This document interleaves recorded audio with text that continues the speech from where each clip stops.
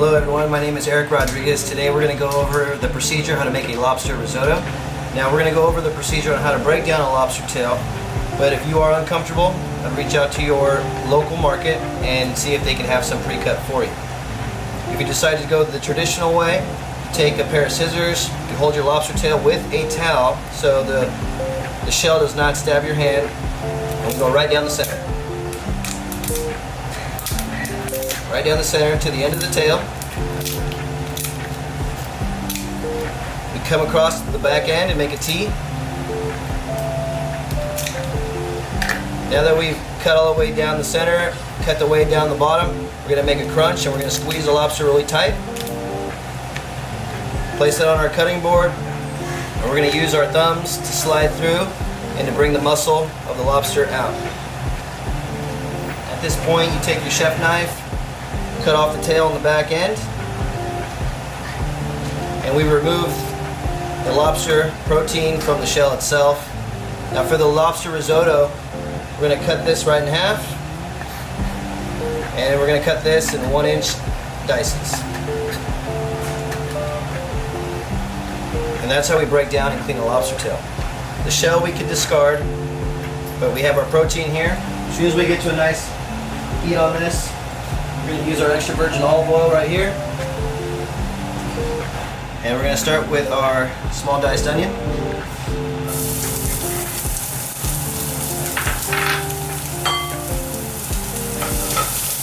At this process, you can take it away from the fire because we want to sweat the onion, not caramelize it, not burn it.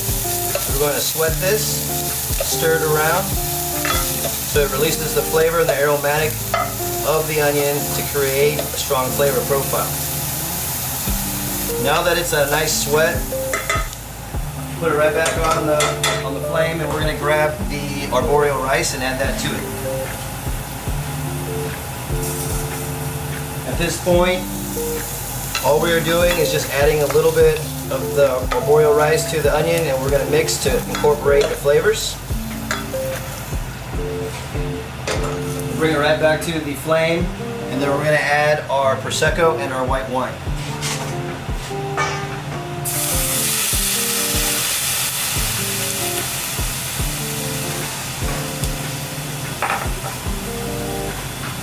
Still keep your flame at a high heat,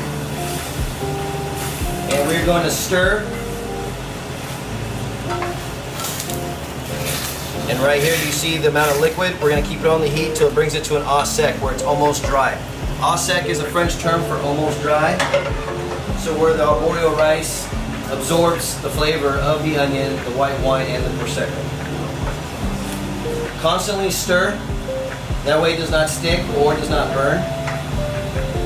Here we are. You can take a look at that. There's less liquid on there. Almost dry. And we're going to add our chicken stock.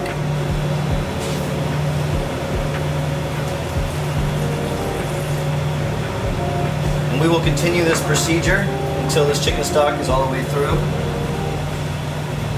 Just a few ounces at a time. And we're going to bring it right back to that dry state, au sec. Continue the process. The arboreal rice grain itself, it's really thick, so it absorbs the liquid really fast. Right now we're almost at that state to where it's completely dry. We're going to add a little bit more chicken stock. And continue this process until our grain is nice and tender. Now at this point, we take our cutting board, and then we're going to add in our lobster tail.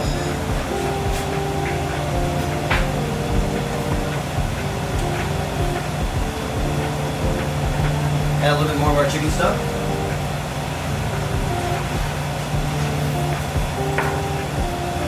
And continue the process.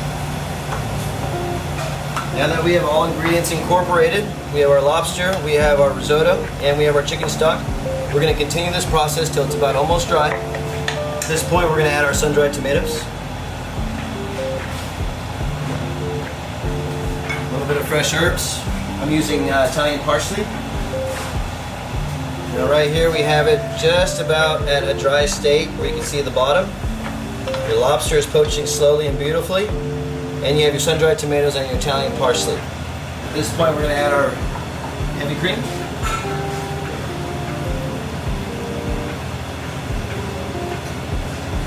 Continue to reduce to that au sec that we spoke about, almost dry. Add a little bit more cream. We're going to add in our sharp cheese. Now again, Asiago, Parmesan works very well. Here's what it should look like at this state. We're going to add in a little bit more Italian parsley. Get a nice stir. And now all your flavors are coming together. At this point, we can turn the heat down to low, and we're going to transfer our risotto. Focus slowly on the center of the plate, and we're going to build our risotto. So we focus on the height and the balance of your lobster risotto. Showing off your sun-dried tomatoes and your beautiful lobster. Now that we have a risotto plated, I'm going to give it one more hit of our Asiago cheese, some fresh herbs, and enjoy.